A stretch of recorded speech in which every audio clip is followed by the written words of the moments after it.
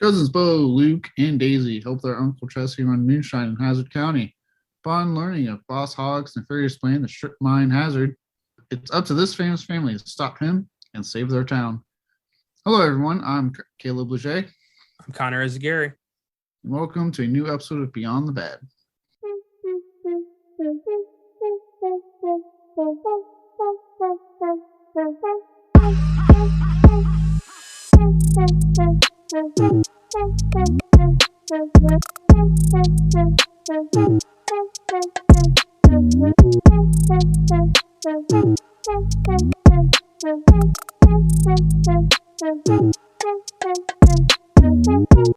So today's movie, we talked about the 2005 comedy film adaptation of one of the more loved American shows out there for some people, the Dukes of Hazzard. A film, honestly, that seemed to be made with the best of intentions. It went pretty smooth. It was actually a box office success. If you look at the numbers, it wasn't a bomb. But again, in another case, another back-end issue, right? Critics hated it. Creatives of the original show hated it. Longtime fans of the show hated it. So what seemed to be going so smoothly just quickly got lambasted by everyone and seemed to just kind of disappear. Minus a lot of TV play rotation out of it. And that's actually how I saw this. But before we kind of get to more of that, do you have any relation to the original show at all, or like this movie? I have zero connection to the Dukes of Hazzard. I knew about it. I knew about the General Lee. I knew about Bo and Luke and Daisy and Boss Hogg. I knew names, but I never actually watched the show, and I never saw the movie until we did it for this show. But it's one of those films I've always just kind of dismissed as, hot garbage from the mid 2000s as not worth my time. But I think that's the beauty of this show is, reevaluating the hot garbage and determining whether or not it deserves to be called hot garbage. And I don't think this does. No, I'm with you. So like I also really don't have like a lot of relationship with the original show. I remember I can't remember my mom and my dad, I honestly can't remember which, would occasionally watch the reruns on TV and I would watch it. And I remember even as a kid, like I didn't really like it. I thought it was like an okay show. I thought Daisy Duke was hot, right? And like the short shorts, and that was about it. That's all I took from it as a kid. I remember when they were advertising this film, I was like, oh, this looks good. Because at that time, I was learning about Jackass. I saw that Johnny Knoxville was in the movie. I liked Sean William Scott in other films. Triska Simpson, obviously, was, I would say, probably a lot more well known at that time because she was a lot younger, kind of fresh. So I knew about her and that she was going to be Daisy Duke. So I was a little more keen on the movie. I remember when they did put it on TV rotation, like constantly. I watched it so many times, mostly because of Jessica Simpson, but because I thought it was funny as a kid too. And this is my first time watching it in years. And honestly, it holds up. I don't get why it's so like I don't get the hate. Like this is not the worst film I've seen. And not only that, like when we'll get into it later, but what people complain about, I'm like, they kind of did with the 21 Jump Street movies, and everyone loves those two films, but whatever. I find it interesting that so far on this show we've done like shit movie, unnecessarily, good, decent movie, then another shit movie, and now another misunderstood. That was the word I was trying to come up with. So like we kind of done it back and forth, and I think it's funny because next week is for sure going to be a shit movie. But what if like next week I'm like, this is the greatest film ever made? I don't know what people are saying. that would be a twist for sure. That'd be a miracle. I mean, there are documentaries about that thing, but what a twist. Yeah. But yeah, this is funny. I think it deserves praise for the insane car stunts. Like a lot of love was put into this thing. You can tell like this wasn't half-assed. No, like you can tell, like, yeah, the car stunts hold up. I think the Knoxville and Sean Scott have great chemistry together as Bo and Luke. I was about to say Duke, Bo and Luke. I've always liked both those guys a lot, and I think they're funny together. Jessica Simpson, like, she's not the best actress out there, but she nails it as Daisy Duke. She gets the job done. She does what she's supposed to. And yeah, the car chases are great. I love the soundtrack. Like know it's not the funniest comedy that I'm like laughing out loud the whole way through. Yeah. But I'm still laughing. Like I'm still finding a lot to enjoy about it. There were moments that had me cackling, like when they smack each other with the phone book. Oh yeah. That made me laugh. Anytime like Bo was a fucking idiot and Knoxville's reactionary face to everything would always kill me. I said, no, Bo, no. You said, go, Bo, go. You see how that sounds the same? I had no idea this was a pretty decent hit financially. I mean, $53 million budget, it grossed $109 million. In 2005, like that's a success. So yeah, I wonder, like, this movie's so despised these days, and I just, it's got to come from the animosity of the old fans. It's got to be the only way. That has to be it, because I know some people are like, well, that's doing a lot. All right, like this is pre-MCU when every film was apparently expected to make $1 billion at the box office automatically. Like back then, 105 million. Like, no, it's not great, but it's pretty good. Like it shows that there was interest and a decent word of mouth for people to go see it. Yep.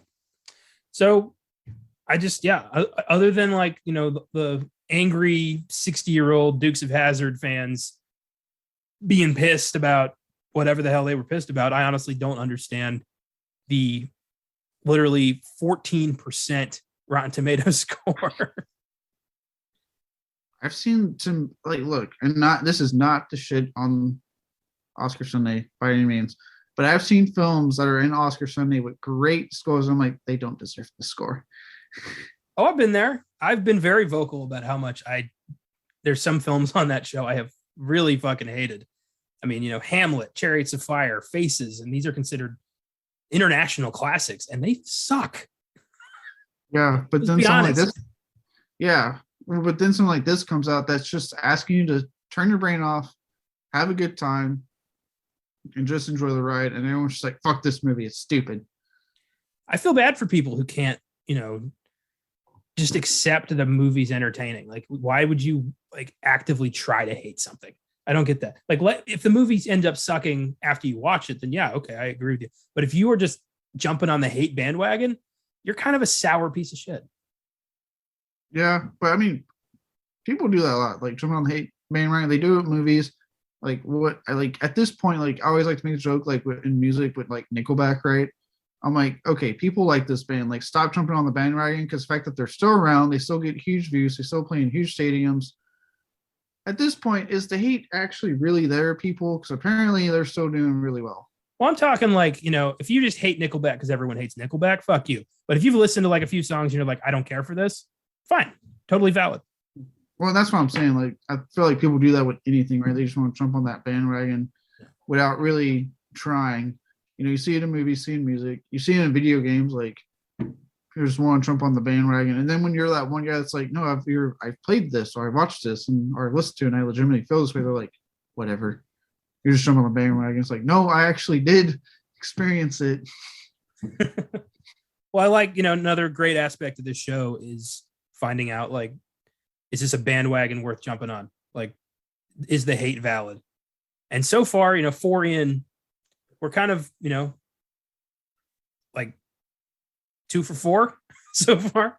So 50-50 right now. Yeah, I'm excited to see where this goes, because I know the films we've got scheduled, and it's gonna be interesting where we fall on some of these. It should be, because I definitely was trying to randomize my picks as much as possible. So, and trust me, I was picking shit that I was like, I don't want to watch this, but you know what? Fuck it, let's do it. We can sit through Showgirls. I was gonna say we could sit through anything. I said shit through anything, but that's an accurate statement. So you said if we could shit on through Showgirls, I'm like, well, I mean, I could if I ate something really bad that day. Yeah, my point stands. Like, we made it through that movie, we can make it through anything. So they say. There's always something worse out there. I'm excited to find it, honestly. I have a feeling like we have a big like master list that we're drawing from, and some of those films, I'm like, that's going to be our worst episode. Yeah, dude, there's some stuff, specifically like some horror films on like the master list. I'm trying to hold off to, you know, get closer to October. Yeah. And I'm like, but at the same time, I'm like, God, am I really want to do that to myself during my favorite month of the year? Is just sit and go like, all right, let's watch like 4 or 5 shitty fucking horror films for this show. Well, we'll balance it out with like 5 good ones on Filmgazm, so that way you don't feel like you're just drowning in shit. Fair enough. But also, I know there's stuff on there that I'm like, I like that horror film. Fuck you guys. So it works out. Yeah, for sure. So yeah, Dukes of Hazzard. On Rotten Tomatoes, I'd said 14%. The critics' consensus reads a dumb, goofy, and vacuous adaptation of a TV show where plot is simply an excuse to string together the car chases. Because the Dukes of Hazzard show was so renowned for its writing, right? Yeah, like that's what I remember from the show is it's great writing and characters when it was literally just an episode with a thin plot to get a car chase in. Yeah, that's exactly what the show was. What do you people want? Again, and you'll see this will make sense as we talk about another big thing that people were trying to aim at this film. Jump Street did the same fucking thing with the Jonah Hill and Channing Tatum movie, the 2 movies they made, and yet critically acclaimed, huge box office hits. People still talk about those movies. Interesting how that works. And I like to compare them because it's the same concept, right? They took an old fucking show, made it into a movie, went harder with it than the show did. Except in this case, people were against it when Jump Street's case, it actually went rated R because people forget this is PG-13 anyway. It actually went rated R and actually went way further, and people loved it more. So I don't understand people sometimes. Yeah, I don't get it. People love to bitch. People love to be heard. That's a big part of it. Although I am confused of like why Dukes of Hazzard was PG-13 when it clearly is so up against the line. So many times. Yeah, like I think if this was R, I think people might have been on board a little bit more. Probably. I'm sure, especially because I mean you're looking at like, well, as we get into actors, like some of these actors and what they're coming off of. I think people have been like, yeah, let's see what they can do with rated R. But with that, I guess let's just get into like the production part of this movie. Unlike this part's called Development Hill. Well, guess what? This film actually kind of went smoothly. Another week where the film went pretty smooth in production.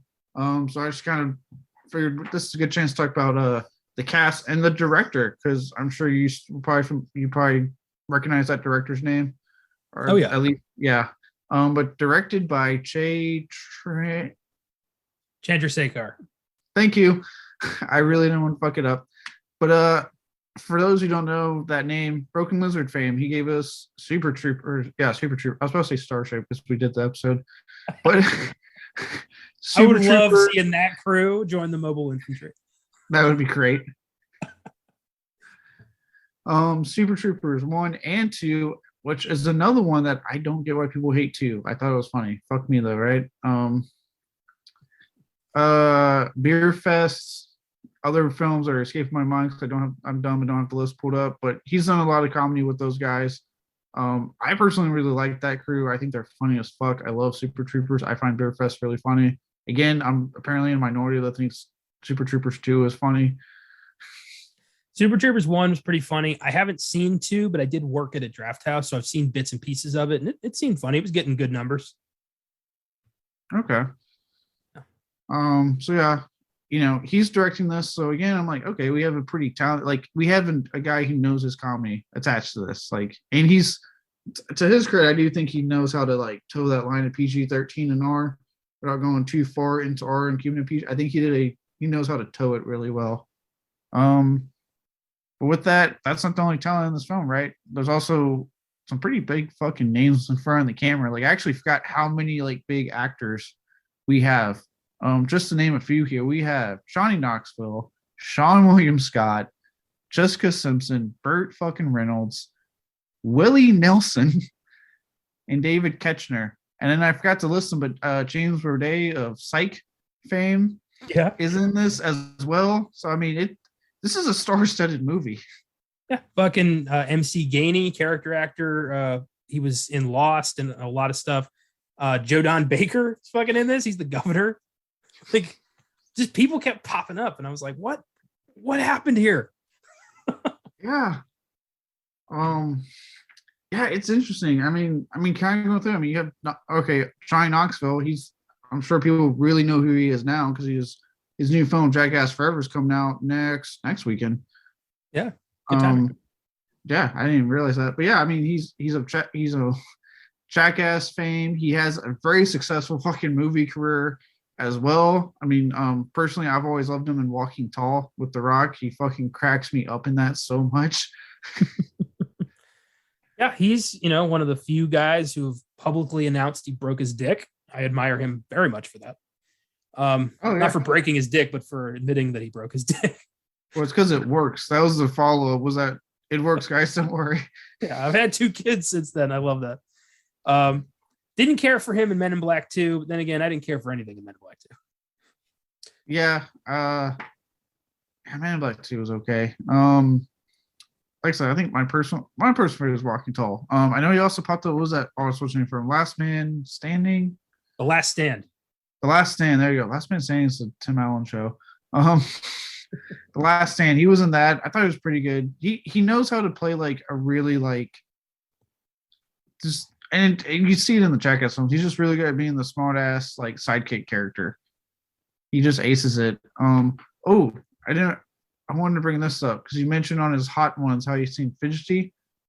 Admittedly, this predates that interview, so I don't know the timing, or it's like after the interview, but that he admitted recently, not just about breaking his dick, but on that stunt you see in the trailer for Jackass Forever when he gets hit by the bull.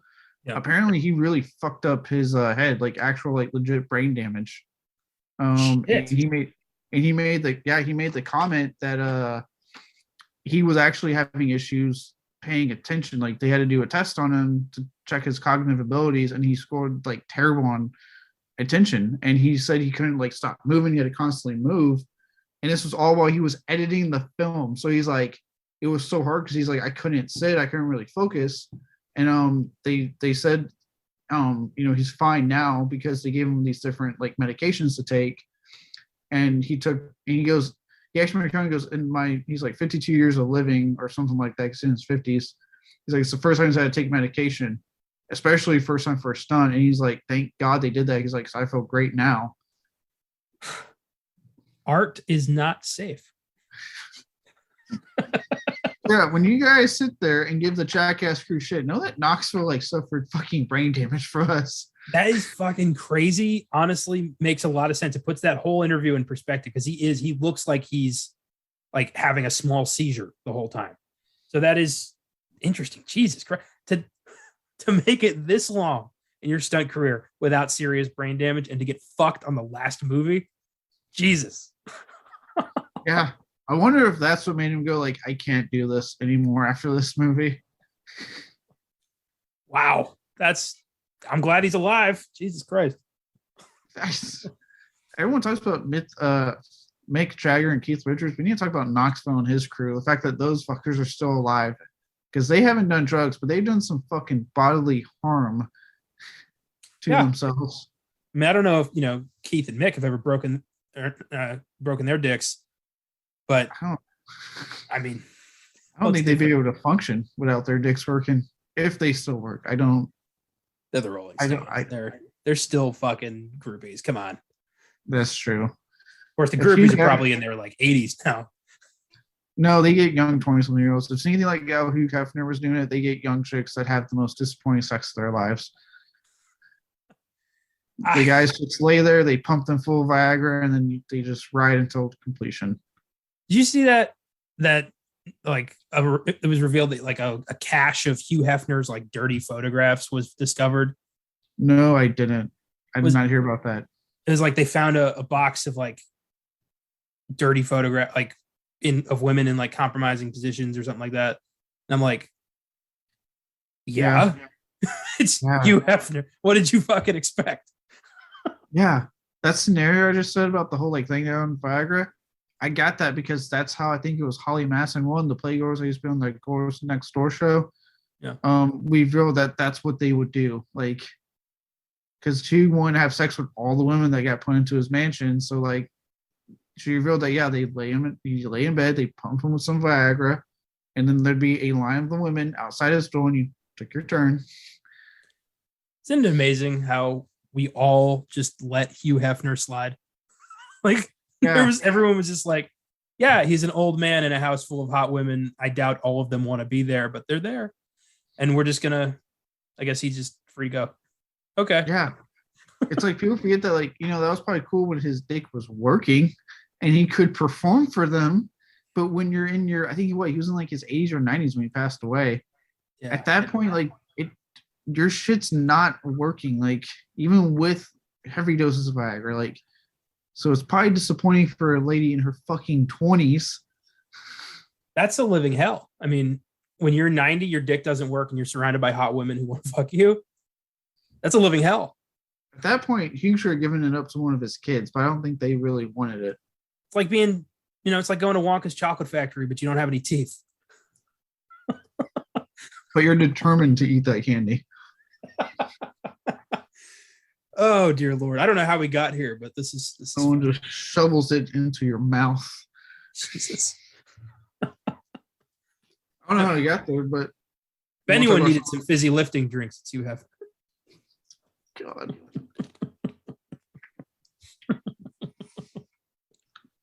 All right. We're talking about Sean Scott some, the other big name in this movie. And he's weird because he went from already having success in R-rated comedies to this PG-13 thing. And it's I don't know, it's weird. That's weird to me. Usually you go the other way. Yes, but I also think he actually pulled it off really well. Because I've always liked Sean William Scott. Like, I've always thought he's a really funny dude. I've heard from a lot of people he's a really nice guy. I never understood, like, what the fuck happened to him. I think, and this is just speculation, I haven't looked into anything. I have a feeling he might have known some shit about a producer or had some, said no to somebody. Something happened. I think he got, kind of like Brendan Fraser, that kind of thing. So that, I think I read somewhere that he may have gone to rehab at some point. That too, yeah. So, like, I just don't know, because I've always liked him. I've always thought that he just has this really, like, charm and charisma, and I mean, for women, he has the looks as well for the ladies. So, like, I was so all around, he's I thought a really funny actor. I like him as stuff from American Pie. I like him in this movie. I liked him in The Rundown. Like, anytime he's in a comedy, I'm like, oh shit, yeah, Sean William Scott. Like, he makes me laugh. I loved him in Evolution. He's great in that movie. If you listen to the Filmgazm podcast, you want to hear more of my thoughts on Evolution. I love him as Country Mac in It's Always Sunny, that one episode. Motorcycle falls over. He's immediately dead. For all the crazy shit he does. Yeah. He's always been like just a good presence. Did you watch the credits for this movie, like the bloopers that were playing? Yeah, I did. Yeah. I died laughing when they did the scene where, like, the chick kisses Knoxville, and then he backs up and goes, "What the fuck? That's the kiss he gets? What is this?" I'd have to be an idiot. Like, that was good. And like, well, when he does that, it's like, I would have to be an idiot. Yeah, I think he's hilarious. I honestly thought he was going to be like a huge comedy star in the late 2000s, but he just vanished. It was so weird. Yeah, he hasn't really I don't think he hasn't really had to come back. I don't see anything with his name on it popping up, and I'm like, I'm legitimately kind of sad because I like him. He popped up in American Reunion, and then he did that movie Goon, where he was like a hockey guy, and that was kind of it. Yeah, I don't know. It really boggles my mind just because, like I said, I like him. I would have loved to continue seeing him. I think he's a really talented actor and comedian that I think people will kind of sleep on because everyone kind of forgot about him. So with that, we have Triska Simpson, which I don't really have a lot to say about her because this is really the only film I like her in. Yeah, I've mostly, just randomly heard in passing her crazy, super open personal life that we all have to know about. Like, her constant, her weight gain, her weight loss, her divorces, like it's just constantly in the background. You know what I mean? Yeah, I think she's a case where she kind of because of all that personal stuff. That's why she never really took off. Because I remember when like we were kids and like like this film and her music career at the time, like you thought like she was gonna be the next big thing. Like everyone was talking about Triska Simpson, and then that just kind of fizzled out. And again, I think it's like you said, it has a lot to do with all the crazy personal shit that was going on. Well, I never really understood, like, when I was a kid, I was like, is she an actress? Is she a model? Is she a singer? Like, who is this lady who just is everywhere now? I remember just thinking, like, she's hot, but who is she? Why do we have her? Yeah, I was just like, there were a couple of people in like that era where I was like, I've heard the names, but I don't know who the fuck these people are and why I should care. Yeah, but they still do that. Although like this person takes like huge success on them and they do a little bit of everything, and I'm like, okay, but what do you really do? Yeah, I don't like people who are just famous because they're famous. It's like, like the Kardashians. Yeah, I always lumped her into that kind of zone. Yeah, that makes sense. No, because I don't think she's that talented, and I guess everyone agreed because she kind of just faded out. Yeah. Well, I think everyone agreed, and then like because of like I said, like you were saying, the constant weight gain stuff. Like the one thing, I'm not trying to be that person. I know obviously you want some modicum of talent when you're in this industry, but if you don't have that, you better have the looks, right? Weight gaining in that industry means you don't have the looks, which means now you've just lost the other asset you had. Well, I feel bad for her because the weight gain came from the spotlight. It it fucked her up mentally. That happens to a lot of people. And then Hollywood turned its back on her because they'd fucked her up. It's really sad. Yep. And you know what's sad? It doesn't seem to be changing anytime soon in Hollywood, unlike the Me Too movement would like to believe. What did the Me Too? The Me Too movement was a great idea, but I feel like it didn't do anything. Like people got called out. A couple people, like big names, lost their jobs, but like people are coming back. Louis got a new special. Kevin Spacey's going to be in Franco Nero's new movie. Weinstein's shit keeps getting dismissed. Cosby got free. Like what happened?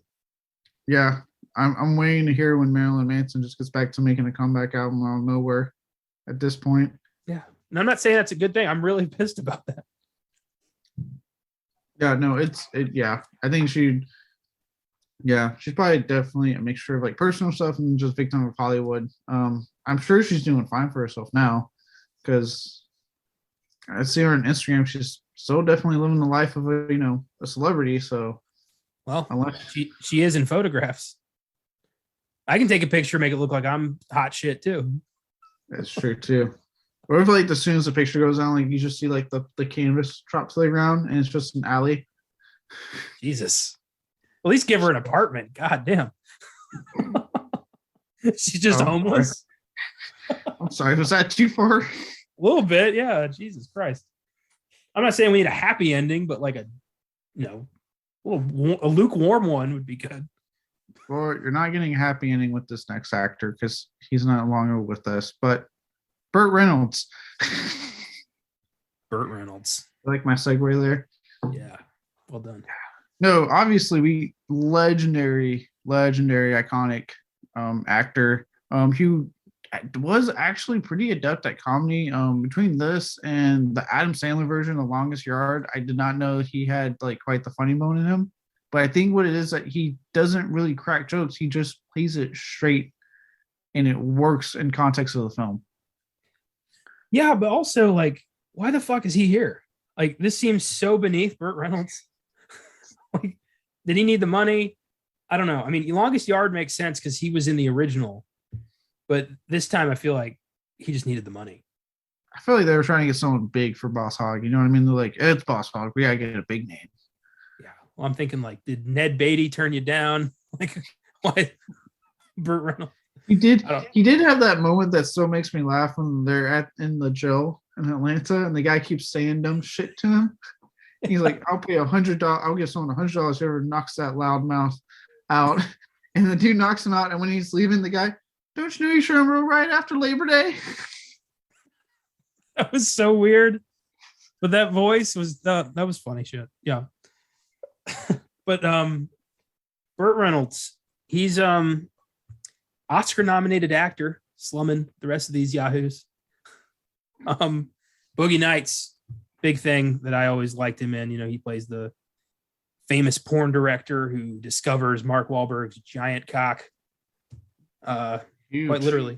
Huge cock. Yeah. Apparently he kept it, Mark. I mean, I would too. Honestly, I would be like, I want to keep this. Well, he kept it, and then weirdly, like in the past 5 years, he's like walked back on that movie saying, like, I shouldn't have done that movie. It's wrong. Like, fuck you, man. Just didn't Burt Reynolds express like the same thing shortly after the film came out? Yeah, he condemned it. He only did the movie because Paul Thomas Anderson like assured him, like, if you do this movie, you will win an Oscar. And then he lost to Robin Williams for Good Will Hunting.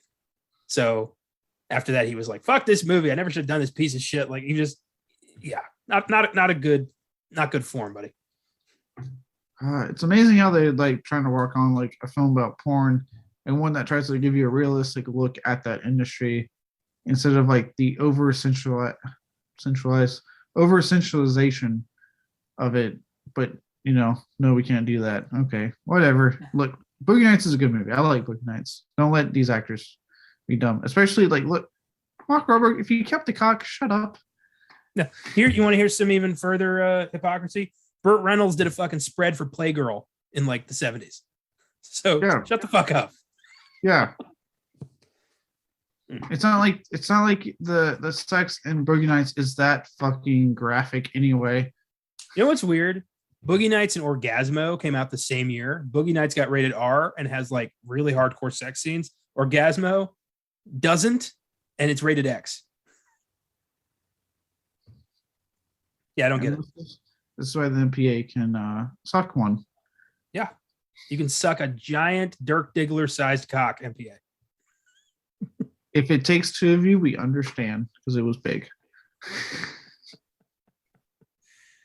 Yeah, Burt Reynolds. I want to like the guy, but honestly, the more I hear about him, the more he sounds like kind of a prick.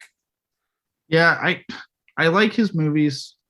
I think he's a good actor, but I've heard from a lot of people that he was very difficult to work with and quite a prick. So, yeah, sounds like someone that I wouldn't like personally, but I like his career and what he's done. Mostly later stuff. Admittedly, one of my more favorite films of his is stuff like Boogie Nights and The Longest Yard, but that's just because I actually really enjoy that Adam Sandler movie. I think it's funny as fuck. Yeah. I haven't seen Smokey and the Bandit, which is like his big one. So maybe my mind will change when I finally watch that. Yeah, I haven't seen that one yet. I just keep seeing it advertised. I know, yeah, like I said, that's what got him famous. That's what everyone knew who he was. I think he was in Deliverance too, right? Yes, I've seen that. That was a pretty good movie. I got to watch that. I'm hesitant to watch that for obvious reasons, but it'll come up, I'm sure. It will. Oh, it will. I'm going to make you sit this knowing that you haven't seen it now and I have. It'll be on Filmgazm or Oscar Sunday at some point, I'm sure. Squeal like a pig. Squeal. Jesus Christ. I want to watch that. No, you will. I watched it. And it's not fun glory. Speaking of thinking about, you mentioned Burt Reynolds slumming it. Another name that I wouldn't expect in this film, country music legend, Willie Nelson. Admittedly, not the best part of the movie, in my opinion. Well, I mean, no one's really following Uncle Jesse, are they? Like this, he's just there to kind of be Willie Nelson. Yeah. Pretty much. Weirdly, we just, like Austin and I just talked about Willie Nelson. He was in Thief, the Michael Mann movie we did a few weeks ago on Filmgazm. He's in that too. So like we just talked about Willie Nelson and here he is again. It's weird how this shit lines up. That's so weird. I didn't know he was in that movie. I didn't know he really did any films outside of this because I just know him as, country music star. And very huge advocate of smoking pot, like the hugest of huge. Well, they got that scene in the movie where he's in the smoker's barn and he's like just making up like some barbecue and then everyone leaves with red eyes. Yeah. The governor comes out as well. I'm like, God damn it. You got my vote. Well, I appreciate that, son. And you'll pardon me for doing this. Oh, what the hell? I'll pardon him for doing that too. Jesus Christ. I just want to say a quick aside on Joe Don Baker. I'm a big fan of Mystery Science Theater 3000. And one of my all-time favorite episodes is a film called Mitchell from like 1975, where Joe Don Baker plays a like overweight, terrible cop trying to stop a drug ring in like LA. It is such a terrible movie. They mock him relentlessly. He found out, got super pissed, and threatened to kick their asses. And it's hilarious. Every time I see Joe Don Baker, I think Mitchell. So just wanted to throw that out there. I'm glad you have that in your back pocket. I just watched Mitchell like a week ago. So again, great timing. Yeah. Okay. Wow. It's weird how everything is lining up with Dukes of Hazzard. It's not the movie I thought everything would line up on. I know, it's great. It's wonderful. And the last actor I have like noted here, I figured we could talk about, because I don't know if we really talked about him on any of the shows, but another personal favorite comedian of mine, David Ketchner. David Ketchner. As I think as Cooter, I believe. Yeah, Cooter. Yeah. The most incredible mechanic of all time. He fixed the General Lee in like a day. I love when they're like, God, how can we repay Cooter? Or your cousin Daisy, is she senior? Not going to happen. You think she'd be interested? Not one bit. He's like, how about a pair of them shorts? Lou's like, no. No. He's like, well, then how about when you win the race, you pay me with money, because that's how this works. I love David Ketchner. He's hilarious. Oh, dude, he's great. Obviously, Anchorman, right? With the whammy, yeah. I liked him a lot in Krampus. I like when he popped up in horror films randomly, like Krampus and Final Destination 5. And I'm like, why the fuck is David Ketchner in these movies? But fuck it, I'm in. Oh boy, fucking Champ in Anchorman is my immediate go-to for David Ketchner. The the whole chicken of the cave thing from part 2 always had me laughing. He's frying bats in his chicken restaurant. That bat's supposed to be flying up there. Oh, sometimes they get loose. I love that he's like secretly in love with Ron, and like it comes out sometimes. I missed your scent. He's fucking great. Oh, yeah, that dude cracks me up. And then like he's the last one I have noted on here. But I mean, outside of that, you have this being like filmed by one of the Broken Lizard guys. All of them pop up in this movie as like cameos. Farva pops up as Sheev. Weirdo conspiracy dude who never wears pants and wears armadillo helmets. Like, and apparently goes back for the hot dog. That cracked me up for some reason. When he goes back and eats the hot dog. My favorite part of that was the one guy in the stand going, boo, when he did that. Like one dude's like, no. Oh my God. I like when they bring the gores on, they're like, you should be fine. And he comes in and goes, if you leave the gores here, I'll get anything. I'm like, God damn it, Chief. I love when he calls Luke and he's like, it was a no-go. They didn't listen to me. And he's like, were you wearing an armadillo helmet when you told them? He's like, no.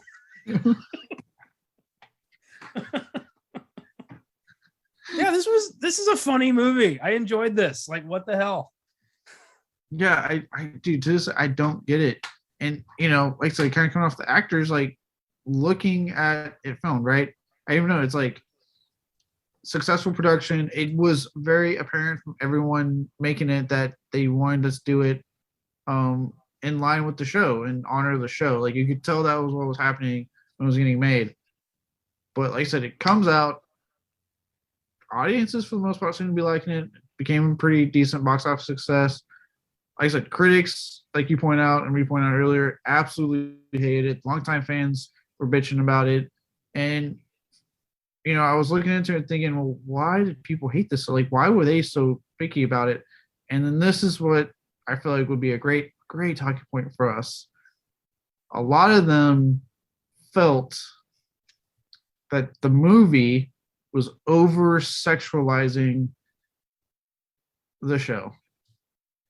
That this was too much sexualization of a family-friendly product. Are people aware that Jessica Simpson did not, like, she was not synonymous with the term Daisy Duke first? They are aware of that? Like, Daisy Duke shorts became popular because of the show, because she's hot and sexualized in the show. Like, the show is not this like Bible Belt, dreamland. It's a show about two idiot rednecks fucking shit up in Georgia and their hot cousin getting them out of jams. That's the whole damn show. Yeah. And most people remember from that show Daisy Duke and her short shorts, which we all call nowadays Daisy Dukes. Yeah. Literally, how many times have you seen some hot chick out there? Let's go be, to our basic instincts here, guys. And she's wearing short shorts, especially in the state of Texas, where I know you're, where we grew up, where I mostly grew up in, and you've now spent a good chunk of your life at. But summer comes around, right, in that state, the amount of women that wear Daisy Dukes, attractive women, wear Daisy Dukes. We don't call them short shorts. I know booty shorts is actually the term I hear a lot. But you hear people say it all the time, Daisy Dukes. Where did that come from? Not the 2005 film, the 70s TV show. So it's not like what people took from that show wasn't the cousins. It wasn't the fucking the general lead to an extent. But it wasn't the family friend aspect. It was literally her. Like, she has probably lived the longest out of this show. Yeah, straight up. This is I think from what I know about the Dukes of Hazzard, this is pretty damn close. I don't really know what people wanted. Like, it's just, it's more complaints, more baseless shit that people just want to be upset. Oh no, it's, sex sells. Get used to it. Right. And what kills me is that they make such a big deal about it in a movie that is PG-13. How dare a PG-13 film that can't show you any, I don't know how it was in 2005, but they're not supposed to be showing you even them pumping, if you will, when they have sex in a PG-13. You cannot see thrust. No thrusting. Don't you dare do it. But how does a PG-13 film go too far with sexualization? Like, this isn't rated R. I'm not seeing Jessica Simpson get railed out by every fucking dude in Hazzard County. I'm not seeing like creepy incestual shit with the cousins. Like, why? How is this too much? Like, yes, okay, it's made where I think Luke is pretty much like a man whore, but again, the show made it seem like they're the good old boys. As someone who grew up in a small town in Texas, and you grew up a good chunk there too, we know what good old boys actually like. I mean, if you're wondering, they fuck a lot. Yeah, they're supposed to be, late, 20-year-old something, idiot rednecks who just want to have a good time. That's the whole point of the show and the movie. And, it is, like you said, it is PG-13. The most you see is Jessica Simpson in a bikini at one point. Like, that's as hardcore as it gets. Yeah. Of course, I bought the unrated cut because I do want to see if it goes further. But no, she doesn't get naked. Damn it. Well, I got a trip to make. I think there's like nudity somewhere else. I think it's in the college sequence that the unrated comes in. They have some of the girls actually be nude that they see. That makes sense. Well, I'll keep it. What the hell? But still, it's like, even if, you can't access the unrated cut unless you like hunt it down. So it's not like any kid's going to stumble upon this shit. And even so, who cares? It's just sex. Yeah. And like, if this is too far for you, you must not be aware of the fact that there's probably hundreds of fucking Dukes of Hazzard porn parodies out there that are going to go way farther with no good acting and no actual storyline to be had. Well, it's not like this show had incredible plot lines anyway. I know, but you get my point. Like, if you're going to complain about this, you must be fully unaware and living in a blissful, amazing world where the porn parodies of this show don't exist. And trust me, if you type it into Google or Pornhub or any other site you want to get on, they will pop up plenty. So, well, it just sounds to me like more, shit from the Bible Belt, good old boys, the South will rise again, motherfuckers. Desecrating the Confederate flag or some fucking shit. So I don't give a shit what they think anyway. No, because for me, this was a film that completely got what people latched onto with the show and ran with it. And yes, emphasized things more. Like they definitely, yes, somebody does go a little bit more with like Daisy Duke sexualization, but that's because they can get away with it more. It was 2005, not the 1970s. You had Triska Simpson in her 20s at the time. So I was like, why not go for it? Right. And she was apparently game. So why not? The humor quotient with Knoxville and Sean Scott, because again, I think these two are fucking great together. And they do play on a lot of that stuff, like you mentioned with the General Lee earlier, when you thought that was something that people would take. And they have that really funny scene when they're going to Atlanta and everyone keeps making fun of them. You wait for your Klan rally, asshole. They're like, what? Like they didn't even know. Which, again, one could say ahead of its time, maybe. With all the stuff going on nowadays, people. Yeah, the boys aren't super, jazzed that there's a rebel flag on top of their car. They're kind of like, oh, damn it. Yeah. So like it's not, it's a iconic piece of the car that they left in the movie, but they also redeemed the characters a little bit for not embracing it, which was smart. Yeah, they redeemed them. They even have that. Then they have even more fun with it after the whole chase sequence, which by far is like one of the best parts of the film, in my opinion. That whole chase sequence through Atlanta with the AC/DC songs playing and Bo just being pissed. I love that. Bo, look at the road. Bo, look at the road, Bo. It was my time. Sean, I'm telling you, Sean Scott's fucking great. God. Yeah. Good shit. That was funny. I loved hearing AC/DC's If You Want Blood, which is one of my favorite songs of theirs. I've never heard that in a movie before. So I was pumped. Yeah. Yeah. And I love that when they pick it is when he finds out that, oh, she was wearing that shit for Luke, not Bo. And he's just like, God, that's great. And I love that. You want to meet your maker, Luke? Because you're about to. Those car stunts, fucking hell, those were impressive. Like that wasn't CGI; those were legit stunt drivers, man. Yeah, I remember watching behind the scenes thing one day when they were like showing it on HBO one day, and like they talked about that. And like all the car stunts were like practical; they did not CGI. Like all those jumps and stuff they did, stuntmen in the car doing it. And I think they had at least like numerous General Lees on hand to account for it. And it fucking holds up. That's why I said I don't get it. It's like the stunt work in this film is good, and the comedy hits. Like I think it's really, really funny. The whole campus scene with the "Do you know why I pulled you over?" No, isn't it? When we go on the speed limit, isn't it 10 or something? He goes, "Yeah, you were going 8." It's like, are you police? Campus police, and they just scoff and drive away. I love when it seems like he just goes, "My God." One of my favorite moments was when they discovered the Dixie horn and Bo's loving it. And like after 3 times, Luke's like, enough.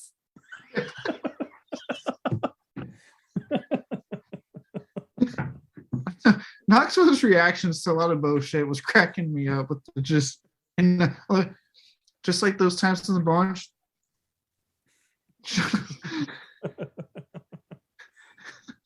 Yeah, this is good. All right. Yeah, before we go on to, because that's really it. Like I said, this film was made without a hitch. A lot of people that are bitching about it are just apparently mad that I guess the show was a family friendly. Daisy Duke only wore pants, not short shorts that are named after her, unless you want to say booty shorts. But actually, booty shorts are shorter than Daisy Duke, so that's the difference, folks. And yeah, they just thought it was, I guess, too sexualized, and I guess they just didn't like the comedy. I know a lot of the things I'm saying, like it's brain dead and lame, like.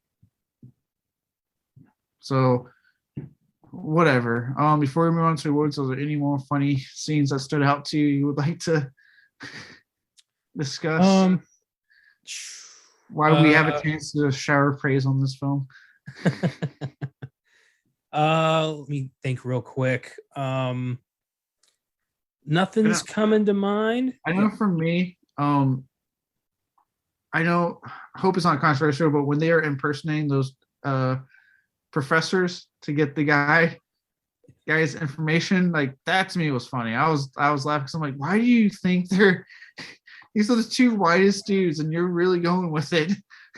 I did laugh my ass off when the guy's like, "You're Japanese," and Bo just goes, "We converted."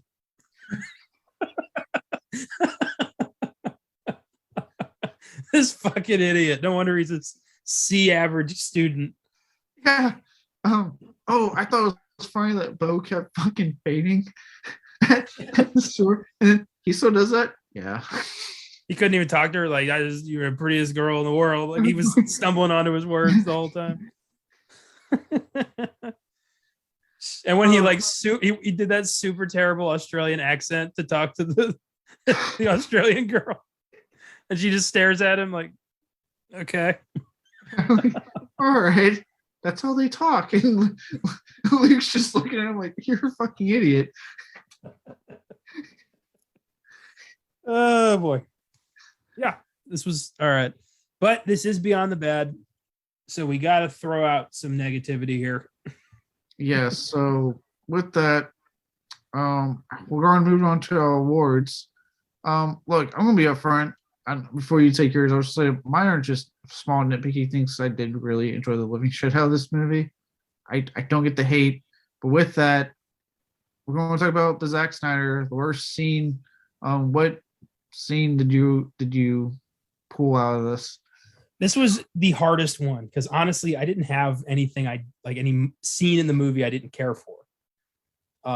So I went with something that I wish had gone further, and that's the scene where they get almost attacked by the gangbangers who think they're wearing blackface.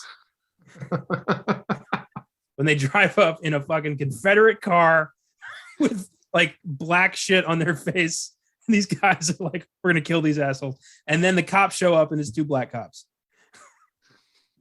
I wanted more. I think they could have dragged more comedy out of that instead of just going straight to prison or to jail.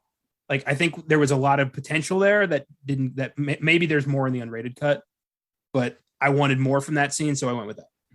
Okay, that's fair. Yeah, they probably could have gone further with that because I remember, yeah, because it was like a really good payoff because you have the earlier scene when they're talking to the C average student when Luke randomly wants to do that trick on Bo and pull his shit to the thing, and then they get the fucking shit exploded onto them. So they have essentially like blackface, essentially is what it looks like. And now they end up in that neighborhood with the fucking rebel flag on top of their car that you had pointed out earlier. And it's like, oh shit, this is just, you think it's all going to keep escalating. And then no, the cops get there, the shoot black cops, and they cut to Joe. Yeah. I was hoping, like, it's funny, but it could have been way funnier. Like, they could have milked a lot more comedy out of that scene. Oh yeah, especially with the people they had. And I mean, with your two stars, like I feel like they both would have been game to go further with it. Yeah, for sure. Okay. What's yours? Mine, again, it was tough because I was like, I pretty much like really like this film. So I just picked something that, in contrast to what the show is, somewhat feels out of place, even though it does have a lot of funny moments. I just put the college campus sequence in Atlanta, specifically, just because with the show and the movie, to me, it works the best when it is taking place in Hazzard County. It's the two small town guys having their thing. And while I do think good chunk of the Atlanta stuff is actually really good, like I said, the whole fucking car chase through the city when they're actually getting in there and they make the joke about how they're just stuck in traffic works. And I still think there's a lot of funny jokes with the college campus stuff, but if I were to my nitpick would be it's just out of place in contrast to what the Dukes of Hazzard is known for. That would be my nitpick. Yeah, that's fair enough. It is. I thought it was weird that they did put a substantial chunk of the film outside of Hazzard County. That probably pissed off the loyal fans, if you will. Yeah, because kind of like how you were saying, with more in that scene, they could have had it take place more in Hazzard County and had more interactions with the boys and Boss Hogg and Roscoe and all of them, and obviously their cousin Daisy, who kind of they only interact at the beginning of the film and then at the end, that's about it. So they could have done more with having that dynamic throughout by having it take place in Hazzard more. But again, like I said, there's a lot of shit I do like in the sequence that makes me fucking laugh. So nitpick, you know. Which thanks to the next award to nitpick on. Worst line, our Ed Wood. What did you come up with? I said I have one simply because it was like unnecessary and we didn't really need it. It was during the phone book sequence where they're smacking each other and Knoxville just throws the book right at Sean William Scott's balls and he just yells right in the ball sack. Like, yeah, we saw. We don't need you to narrate that one. Like, it just was unnecessary. Yeah, it doesn't. I mean, yeah, it doesn't make me laugh because I see it. Yeah, exactly. But it's also like one of those smaller lines that's like it doesn't hurt me to hear it. I'm just like, hey, you could have taken it out. I would have not noticed. Yeah. For mine, I had two, and they're actually in the same exact scene. And I picked them because in relation to I know the film sexualizes Daisy Duke for obvious reasons, but like these were just like more because like I picked these something, and if you ever said this to a woman, wow, way to come off strong at the beginning. And that's when the random dude tries to say his two pickup lines to Daisy Duke. And the scene in the bar when they're like, you shouldn't, don't do it, man, she'll kill you. Because the whole town knows about the Dukes. And the guy, his first line to her is, I noticed your initials were double D. Which, granted, he wasn't wrong. I actually think that's what he said. I was like, oh shit, it is double D. And then after that, he follows that up with, dude, those legs come over easy. Then he smacks her ass, which was not smart. Yeah. Again, this film sexualizes Daisy Duke throughout, just like the show did. Before we just say the movie did, I only know the show did too. But just more of a like, why would you say that to a woman ever? Like, I don't understand guys out there that just like, that's how I'm going to hit on a woman, is immediately say that. I get that there are women that is fine. You can go that hard and they'll fucking come right back at you. That's not every goddamn woman out there though. So that should not be your go-to. I feel like the film also like empowers Daisy Duke a bit because she's well aware of how hot she is and she uses that to her advantage to help her family. She also, she helps Jesse distill the moonshine. Like, she's not an idiot. No, like she's not just a hot blonde. Like, she actually does have some worth as a character, which is good. Yeah, and in that scene alone, like you said, like if you notice at first the boys stay out of it. Like it's very aware. Like you already get the sense that like if they have to, they're going to step in and defend her because that's their cousin.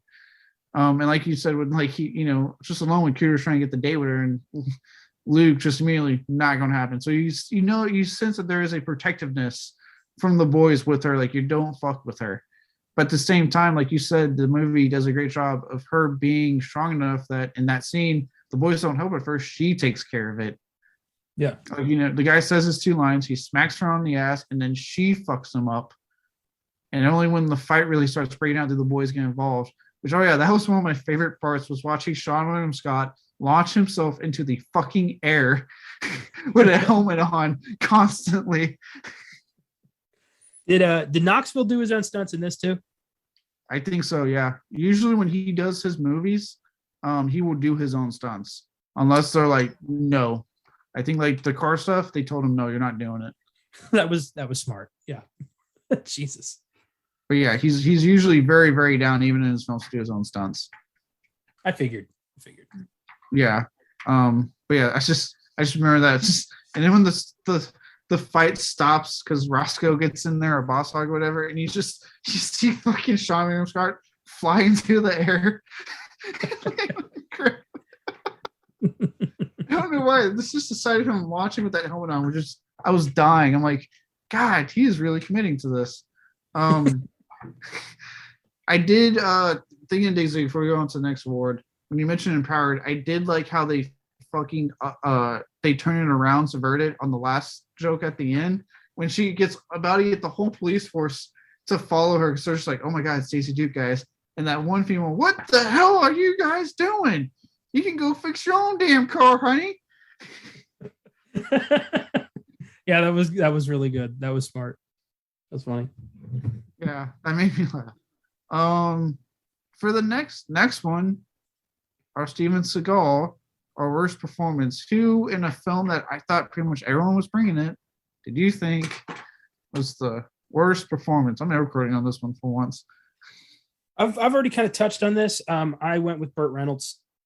I think he was a little miscast, and I feel like he doesn't care. And there's moments where I feel like he's just phoning it in, where he's just kind of like, I don't feel a lot of committal to him like I do with the rest of these guys. I feel like he was just a name to get some recognition on this thing. Yeah, that's fair. He's not in a, when a lot of the other actors are making me laugh throughout, and this is Boss Hogg, like this is a pretty iconic character from the show, and their main antagonist in the show. He doesn't fully bring it. I also don't think there's like enough scenes with him interacting with the boys in general. Yeah, for you to even get any sense of danger. So yeah, I get that. He does. You get someone like Burt Reynolds for this character, and it does kind of come off underwhelming. Yeah. So the most memorable scene I have is that jail sequence, and that's just because I do think that part's funny. Has the guy pay to knock him out, and that one jackass still says this comment. Yeah, I like that little, like he stops briefly and then just keeps walking. Yeah.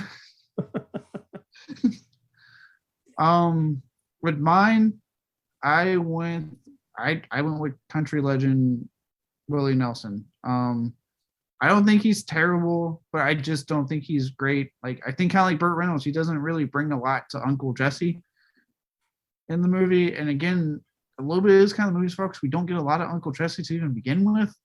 Yeah. But what we do get, Nelson doesn't leap out to me like the rest. I do think he's very alive in that scene with when him and Knoxville in the car, and he's just saying the jokes and throwing the fucking like homemade fucking moonshine grenades onto the road. Like that part, I feel like he was really alive on. I think that had a lot to do with the energy that Knoxville was bringing to it. In that scene, I kept thinking, like, how are they going to explain this one when they inevitably like go free? I'm like, the governor pardoned them, but I'm thinking like they are throwing Molotovs at police officers right now. Like that's they're going straight to prison for this shit. Like, I hope it's worth it, boys. Daisy will get them out. She always does. Yeah, I get it. Willie Nelson's he's Willie Nelson. He's not gonna play anybody else. He's gonna play Willie Nelson. Yeah, he's earned the right to do that. And yeah, he's here to, I think he's the only one in the movie with an actual Southern accent. This is true. So he's our Southern representation, I guess. I mean, it makes sense. I get it. Like I said, it's really not like in the case of other worst performances by Southern. I'm like, no, this person's awful. I'm just like, yeah, sure, I'll go with him. Like literally most of the stuff is like, yeah, sure, I'll go with that. So yeah. I'm sure maybe if he had more screen time, I probably would have owned up to him a tad bit more, but it is what it is.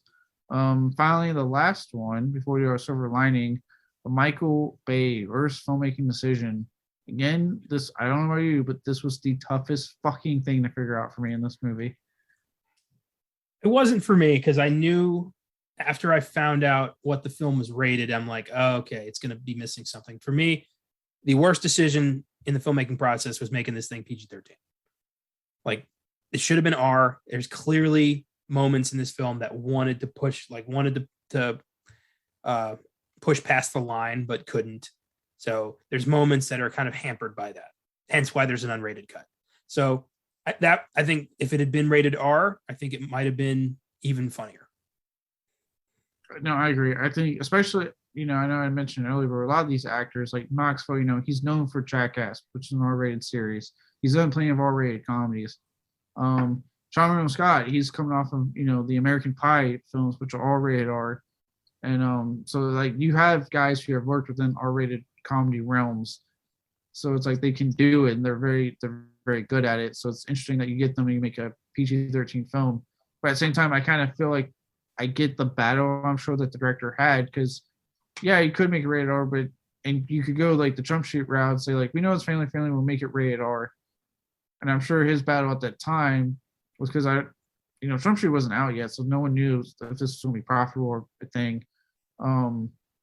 was, do we make it PG-13 and stick with like, that somewhat family aesthetic that the show had, or do we go further? I'm with you. I would have just gone further with it, because apparently even making it PG-13 and trying to stay as true to the show as possible still piss fans off. So at this point, I would have been like, we're just gonna go for broken rated R. If you're on board, you're on board. And if you're not, fuck it. Yeah, I get it. But it doesn't kill the movie. It's still really funny and still worth a watch. I just could. I don't. I want to hear these guys swear. That's pretty much the most of it. Like, yeah. Why aren't they swearing? Yeah. No, I'm with you. I want to hear them swearing. Look, I'll admit it would have been nice to see Jessica Simpson at time naked. I'll admit, I'll say it. I'm cool with it. Yeah. So, for me, I picked like literally the smallest fucking scene in this thing because it feels slightly out of place in a film that, other than narration, does not break the fourth wall. And that's shortly after the super hot Jessica Simpson in her bra and panty scene to Deputy Enos, or Anus, as they keep kind of saying with their fucking accents. And after she leaves, he turns around, stares directly at the camera, and quickly smiles. Only because this film hasn't done any fourth wall breaking at all, it just feels out of place. Yeah, it did feel weird. That did feel odd. Yeah, so it's something that, like, for me, I was like, you could have just not had that. You could have just cut that out and moved on with the next scene, next stroke, whatever. You didn't really need to have. It would have made more sense if they were pulling a Deadpool and like constantly breaking fourth wall. But and this is just my personal preference. If you're going to break the fourth wall, you do it throughout the whole fucking movie, right? You do your Deadpool type thing or your Fight Club type of thing, right? Wolf of Wall Street, you go the whole way through. And if you're not going to do it, you don't do it at all. Don't even put in this one quick little scene because it just feels out of place at the end of the day. But again, it's a nitpick. Yeah, fair enough. I got it. Yeah, it's a good one. It's a weird one. But like, there's no moment of this film that's like, oh, that's why it's a bad movie. Like, it doesn't have that. It's more just kind of, we as a society just kind of accepted that this was a bad movie. Yeah, it's like society came here and went, this is a terrible film. We should all hate it. Because the whole time I was watching it, I was waiting. Because like I said, it's been a couple years, so I was like, all right, I'll wait. Maybe there's something I that hasn't aged well for me that was funny when I was a kid, but not really that funny now. Like, it's fine. And as it went on, I literally, because I always have like my notepad, my pen with me ready to write. And I remember sitting there kind of looking at me going, I got to figure something out to write because holy shit, like, I can't, like, everything's to me aged well. It's still really funny. Like,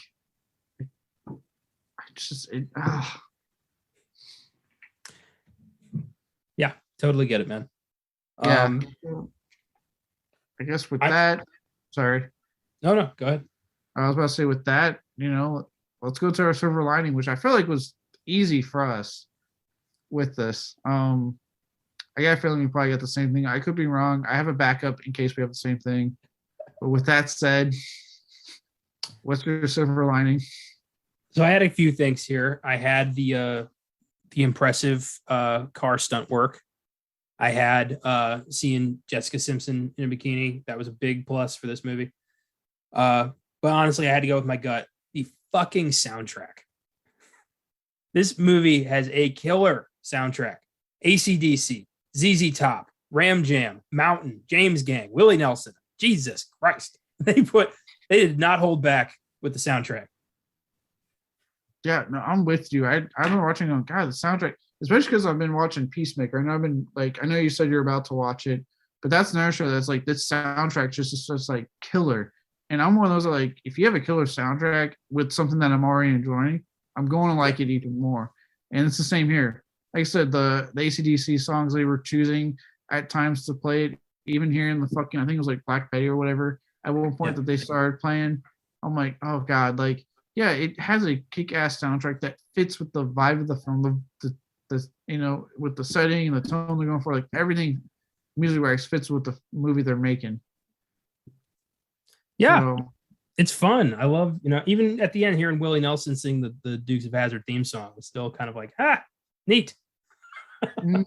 Yeah, I like how he's singing, and then they got like the bloopers playing in the background. Yeah, and like apparently Johnny Knoxville kept showing Sean William Scott his dick, which is kind of funny. When he got stuck on the barbed wire and he just like teabagged him, and he's like, help. I like I hear him be like, be a pro and get away from me, help. Be a pro, man.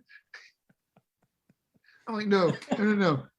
You have a film, Sean William Scott, where you're casting on Johnny Knoxville, and you will not get the jackass out of Johnny Knoxville, even when he's doing a legit movie. That's hilarious. If we were rating this thing, I would give it an 8. Oh yeah, absolutely. So would I. At first was like, maybe it sounds like, no, I give it an 8. I had a fun time with this film. I would absolutely watch it again. Just to bother people, I would like to point out that I also gave an 8 to Citizen Kane, which means I hold these films at equal value. I hope someone out there is pissed off by that. This is how a podcast ends, because you get assassinated by whoever get mad. Worth it. Oh God. Never compromise your beliefs. Anyway. God damn it. For me, so yeah, I had actually initially put down Triska Simpson in general. Obviously the bra and panty scene. And any other scene, I mean, dear God, the woman just looks great as Daisy Duke. Nice legs, nice, like, goddamn, just wow. So I did write that, but I thought no, because I know Connor probably has that written down too, because I feel like that's just the go-to. So that is like, I will say that's my number one. I'll say it's my number one. My number two, though, I've said it before, is absolutely the chemistry between Johnny Knoxville and Sean William Scott. I absolutely believe these two are cousins that would do whatever it takes to help each other out. Like, they are so great together in this movie. Yeah, you're right. They are great. They have a fantastic chemistry. Honestly, I wish there was a sequel. I want to see more of these guys. Yeah. And obviously it looks like they've carried it, because I don't know. I know you said you were going to watch the films before the new one comes out.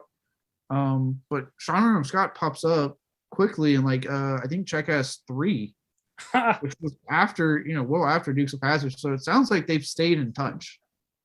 Great. Well, that's something to look forward to. Yeah, next week I'm going to marathon the Jackass movies. Oh, you text me as you're watching them, because I honestly, if you're into that, like just them doing stupid shit as much as I am. Oh, the preview for 4 is cracking me up. I'm gonna enjoy these. Okay, you'll have a great time. I'll give you a quick what to expect. The first one doesn't go super far for a movie, because it was their first movie. They didn't know what they could and could not do. They were very used to the MTV censorship of the show. But 2 and 3, they go for it, because they had their success with the film, and also the first one mostly takes place outside of America and Japan. So you could get away with more there. Oh and it is funny. I really like the first one, but with 2 and 3, 2, there's an immediate uptick in what the shit they're willing to do, because they even said they're the first one was successful. It was our experiment. We realized we could do a lot more with it than we could ever do with the show. So they're with 2, they just went fucking full steam ahead with that mentality. Beautiful. Yeah. It'll be fun. Yeah, no, I'm very excited when you watch those, because goddamn, I love those. I might be watching them. I just fucking love watching those movies. I think they're all on Paramount Plus, right? Yeah. As far as I know, they're still on Paramount Plus. Is the show there? The show, I'm not sure. I will double check. I want to say it is. It was an MTV show. It should be on there. Because there is some. The show was fine to me too. They did get away with a decent amount of stuff on the show. I mean, you see them when they're really young. I mean, they're in their 20s, for God's sakes, when they were doing that. Yeah. Well, if I find the show, I'll watch some of that too. But I do plan on watching the movies. It's not like I need continuity for this shit. I just want to enjoy them. Oh yeah, it's absolutely not about continuity. It's just about watching it and enjoying it, and kind of seeing what I mean when I say you sense their friendship throughout this when you watch the movies. So, especially this is a series. Don't ever turn it off when the credits roll because they actually still play shit while the credits are rolling. They're still show like skits and shit that didn't make it into the film. So always watch the credits as well. Gotcha. Can't wait. Oh yeah, it's gonna be fun. Now that we have on that tangent, more to come next week when we talk about Jackass Forever. Let's move to our next segment. What's in the box? What's in the fucking box? Give me the gun. Okay, so I've got 5 for you here. This film is sitting at a 2.1 out of 5 stars on Letterboxd. That is way too low. Showgirls has a higher score than this. Fuck. I know. Use Letterboxd. I know. And there is a lot of hate. There's a lot of love though, but there's some funny shit people have said about this movie. So here are 5. I hope I can make you laugh. Number 1. This is from Justice Brashers. Southern Fast and Furious was pretty cool. 3 stars. Southern Fast. Okay. Number 2, this is from Bless Mess. The first time I realized that life is long, amoral, and void of meaning was when this ended and the 4 other preteen boys I saw this with asked if I wanted to come over later and watch a Larry the Cable Guy comedy special. Half a star. He had a Southern fried day and it didn't work out.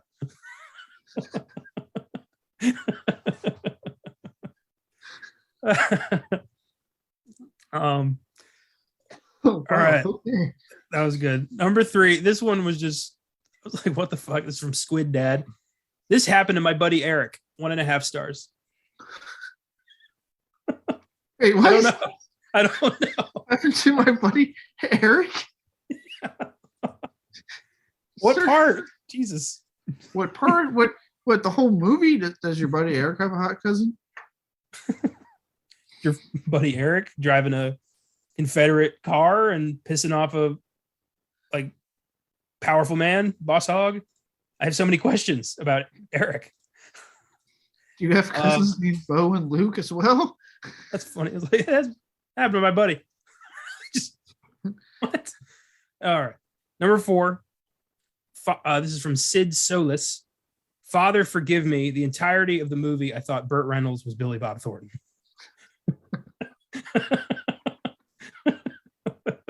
I get it. What does that have to do with the movie? Oh boy. I could actually see Billy Bob Thornton pulling off probably a pretty good boss hog. He would have been a great choice. 1, he actually has a Southern accent. That's probably important to some people. He practically played Boss Hog in Intolerable Cruelty. Like, he's the same fucking character. Anyway. And number 5, this is from Old Sanj. Can I say it's good? No. Do I love it? Fuck yes. Great tits, great accents, Willie Nelson, end review. 3 stars. This guy knows exactly what he wants from a movie. I respect that. Yeah, this is a man that he goes in going, I just want tits, ass, Willie Nelson. Is that like your stipulation for every movie? Like, if Willie's not in this, I'm not watching it. Yeah, because if so, you hate a lot of movies. You only get to watch like 4. Yeah, he doesn't have an illustrious film career. And if you're talking about tits and ass, like, what's the metric on this? Do you need to see it? Like, what's the clothes layer ratio here that we're talking about? Because that also limits the amount of films you're going to like, sir. I love the end review. Like, enough said. I know what I'm about. Yeah. Boom. Like, fuck it. I love looking at this shit. Like, these guys, the Larry the Cable Guy thing made me laugh. That was funny. I'm really wondering about that one dude's buddy Eric. I wonder if he leaves that on every movie he watches. Like, hey, that happened to my buddy, just to like initiate a conversation. A Serbian film. Yeah, that happened to my buddy Eric. Wait, what the fuck? Fucking Independence Day. Oh yeah, my buddy Eric went through that. He just Underworld. Yeah, my buddy Eric went through that. Wait, what? Jesus Christ. Fucking Ice Age. Oh yeah, Eric went through that. At some point, you're a fucking liar. And Eric, I don't think exists. Oh, well, that's what's in the box. Wow. Interesting reviews. Yeah, this honestly, I know we said we kind of had a hard time with Doom, but honestly, picking stuff for the awards for Doom was actually pretty easy for me, as much like this film. This was legitimately probably the hardest week of this show for me in our very like early, infant run of 4 episodes, because I didn't hate this film. I had a fun time with it. And there was really, when I was looking, I was like, there's not really anything I'd actually pick for these awards unless I'm like really nitpicking, which is what I end up doing. Well, those are, I think, are going to be the best episodes in some way, because now we have a new film to kind of add to our repertoire where we're like, you know what? Misunderstood. I'll take care of this. I'll take care of you, movie. Yeah, we're adopting this shit. You're so much better than the show. Yeah, this is fun. Yeah, it was. Before I reveal what next week's episode is, our fun-filled rundown of social media. Facebook, Twitter, Instagram. You can find us on those 3, like everyone else, under Filmgazm Productions. If you want to shoot us an email, maybe a recommendation, even though I have the schedule made for 6 months in advance, ladies and gentlemen, I'm willing to budge depending on the film and what's going on, but also don't fully count on it depending on schedule, because I have a life outside this podcast also. Recommendations, suggestions, nothing set in stone. However, Filmgazm, much more flexible. So if you want to hear us, like, that's where you can kind of count on recommendations. Yeah. But don't be afraid to send them here too, because I will look at them and be like, oh, I can put this in the schedule down the line, by all means. But to do that, filmgazm@gmail.com. If you'd like to donate and support us in any way, you can find us on Anchor. If you don't want to, you don't have to, but we would appreciate it. And then finally, we have a website called filmgazm.com, where you can find reviews, trailers, articles, and all of our episodes on there. We don't have a visual part, so you're just listening to us. But if you want to do it on the website, you can do it. Yeah. And with that, next week, join us as we discuss a film filled to the brim with stories of everything going wrong, and a now, because of allegations, notorious director that did actually lead production, but he was originally attached. The Island of Dr. Moreau, the one with Brando and Kilmer. If you're wondering which version, that one. Yeah, the bad one. Definitively. Yeah. As for what we're doing on our other shows, on Oscar Sunday, we have 1948's The Treasure of the Sierra Madre. I'm not familiar with this film, so I don't have much more to tell you on that. This is a badass adventure film, a film about gold transforming men into monsters, and definitely the character Humphrey Bogart plays in this film is the template for Indiana Jones. So this is quite a significant film in pop culture history. Okay, nice. Should be exciting then. I didn't know that. I learned something today. On sneak preview, I think I'm safe in saying what we're doing, because it's pretty like set in stone. Because it's another week whereas last week nothing new came out, theater-wise at least. This week, other than a Shudder film that I'm going to watch, hopefully tomorrow if I'm lucky. There's one film coming out that I don't think either one of us are super hopping on the train to see like immediately this weekend. The Cyrano. Yeah, I don't care. We're not exactly hopping on the train. So instead, we're going to do, since we did top 10 most anticipated films, we're going to do top 5 least anticipated of the year. Films that like we could absolutely care less about. Hint to what's going to be our number one, I think, for both of us. We've talked about it numerous times already. Yeah, it's going to be interesting. Basically, this is the only time we're going to talk about these movies on this show at length. They are not going to be episodes because we don't fucking care. Yeah, well, most part, I feel like I might pick some stuff that would be episodes. I just don't care about the films. We'll see, though. Well, mine won't, since I'm hosting that one. Not gonna happen. Okay. And you might be on the same page with me with some of my picks, but I there's have some. a feeling. Yeah, I'm saying there's some really big films that I know some people are like, oh my god. I'm just like, I could give two shits less about this coming out. And then finally on Filmgazm, we're doing. It's actually I think my pick. It's my pick movie. A personal favorite of mine that I have loved since I saw it as a kid on TV with my dad. Tales from the Crypt, Demon Knight. When they were attempting to branch out movies with the brand after the very popular HBO show that won't ever get fucking remade until they figure out the goddamn legal rights issues with it. Which is actually why we didn't get the Shyamalan announced produced remake that was supposed to happen. That's what ended up stopping that. But they tried doing these movies and they did great with this one, and then they kind of crashed and burned Bordello of Blood. But I haven't actually seen that one yet. I've only seen this one. I love it. I love Demon Knight to death. I cannot wait to talk about it. Yeah, sure, it'll be good. It's my first time with this film. But I've enjoyed the cycle, getting to see films I never would have thought about checking out. So definitely the right way to go. Yeah. Can't wait. I wish I could be there and do the whole watch you watch it, because I mean I love this film. It's a fun fucking movie. Love to see your expression as the film progresses, especially with Billy Zane. I cannot express how great he is in this movie. Cool. I really hope I like it. I know. I will be so disappointed, probably more than ever in my life. I don't think anything's topping Pitch Black. Yeah, no. Well, that's because you lied to me for years. Had you not lied, it would have been more, easy to swallow. Yeah.